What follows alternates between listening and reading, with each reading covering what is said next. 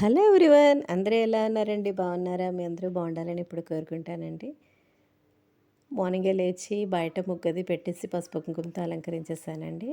ఆ తర్వాత ఏంటంటే పూజ అయితే ఈ విధంగా చేసేసుకున్నాను. ఇవాళ ఫ్రైడే కదండి, చక్కగా పూజ అయితే ఫినిష్ చేసేసుకున్నాను. ఆ తర్వాత ఏంటంటే నెక్స్ట్ మొన్న హాస్పిటల్కి వెళ్ళానని చెప్పాను కదా, ఇంకొక టెస్ట్ అయితే పెండింగ్ ఉండిపోయిందనమాట. దానికోసమైతే నిన్న ఈవినింగ్ మేము బయటకు వెళ్ళాము.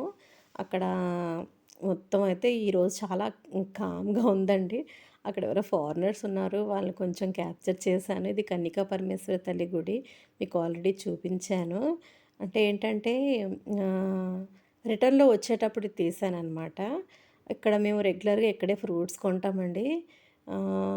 ఇక్కడ అన్ని రకాల ఫ్రూట్స్ ఉంటాయండి. మనకి ఇక్కడ దొరకని ఫ్రూట్ అంటూ ఏమీ ఉండదనమాట. ఆల్మోస్ట్ అన్ని ఫ్రూట్స్ ఉంటాయి. చాలా బాగుంటాయండి ఇక్కడ ఫ్రూట్స్ అయితే మాత్రం. వచ్చేసామండి ఇక్కడ విజయ డయాగ్నోసిస్కి. అక్కడైతే టెస్ట్ కంప్లీట్ అయిపోయింది. అక్కడ నుంచి మా చెల్లి వాళ్ళ ఇల్లు దగ్గరే అనమాట. హ్యాపీని చూసొద్దాము, చాలా రోజులైంది కదా దాన్ని చూసి అనేసి మేమైతే బయలుదేరామన్నమాట. ఆ తర్వాత మీకు ఇదివరకు చూపించాను కదండి వెంకటేశ్వర స్వామి గుడి. ఈ గుడి బ్యాక్ సైడే ఉంటుందన్నమాట. మీకు చూపిస్తాను చూడండి. మేము ఆల్రెడీ ఇంతకుముందు వచ్చామన్నమాట. బయటికే రోడ్డు మీదే ఉంటుంది గుడి. చాలా ఫేమస్ గుడి అండి ఇది మాత్రం. సాటర్డే అయితే అసలు ఖాళీ అనేది ఉండదు. ఇది ఐకోనేర్ గట్ అంటారనమాట. అక్కడ నుంచి షార్ట్కట్లో చెల్లి వాళ్ళ ఇంటికి అయితే వెళ్తున్నాము. చాలా రోజులైంది పొట్టిదాన్ని చూసి, ఒకసారి వెళ్ళి చూసి వచ్చేద్దాం కదా అనేసి. అంటే అక్కడి నుంచి దగ్గరే, అక్కడ ఒక 10 మినిట్స్లో వెళ్ళిపోవచ్చు. సో అందువల్ల వెళ్ళామన్నమాట.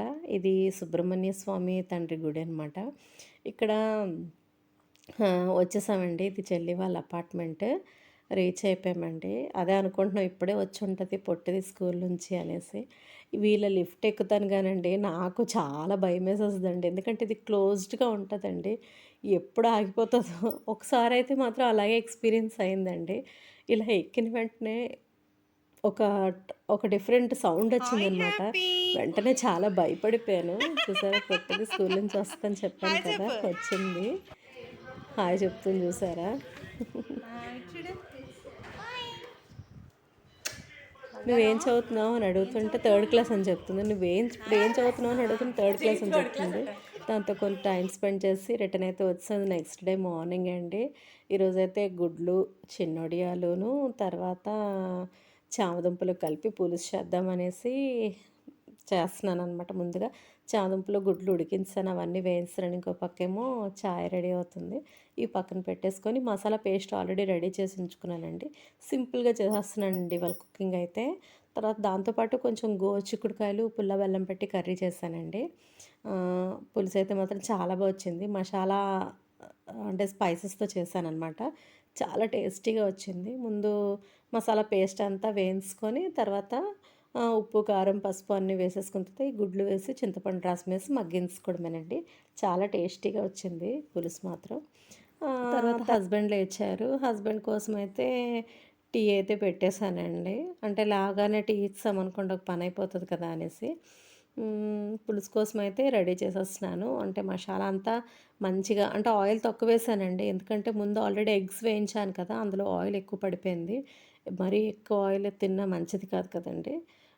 నేనైతే గానుగ నూనెతో చేశానండి. మళ్ళీ ఎందుకో మాడిపోతుంది అన్నట్టుగా అనిపించి కొంచెం ఆయిల్ వేశాను. పులుసు అయితే చాలా టేస్టీగా వచ్చిందండి. సింపుల్గా ఫాస్ట్గా చేసినా సరే ఒక్కొక్కసారి అలా కుదిరిపోతుంది ఏంటోనండి. ఈరోజైతే ఇలా చేసేసాను. కొంచెం థిక్ టెక్స్చర్ రావాలంటే, థిక్గా ఇది పులుసు రావాలంటే మనం కొంచెం ఉల్లిపాయలు టమాటా కూడా వేసుకుంటే మనకి చిక్కగా వస్తుందన్నమాట. సో అందువల్ల కొంచెం ఉల్లిపాయలు పచ్చిమిర్చి టమాటాలు కూడా వేసి వేయించుకున్నానండి. ఆ తర్వాత ఆల్రెడీ మనం ఈ గుడ్లు చామదుంపలు చిన్నొడియాలు మమ్మీ చేశారనమాట. అవి ఉన్నాయి కదా, మళ్ళీ ఎక్కువ రోజులు స్టోర్ చేయడం ఎందుకనేసి వేస్తాను. మళ్ళీ ఇందులో మనం ములంకాడ ఇలాంటివన్నీ వేసుకుంటే చాలా టేస్టీగా ఉంటుందండి. అంటే ఒట్టి గుడ్లు పులుసు పెట్టుకున్నది వేరు, ఇలా చిన్న వడియాలు తర్వాత చామదుంపలు ములంకాడ వంకాయ ఇవన్నీ వేసుకుంటే చాలా బాగుంటుంది.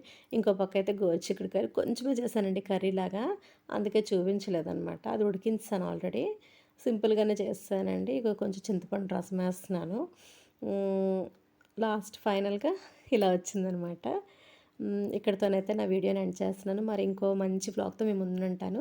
అంతవరకు టేక్ కేర్ ఫ్రెండ్స్. నా ఛానల్ కొత్తగా చూసేవాళ్ళు తప్పకుండా సబ్స్క్రైబ్ చేసుకొని పక్కనే ఉన్న బెల్ ఐకాన్ ప్రెస్ చేశారంటే నేను పెట్టే వీడియోస్ అన్ని మీకు నోటిఫికేషన్‌గా వస్తాయి.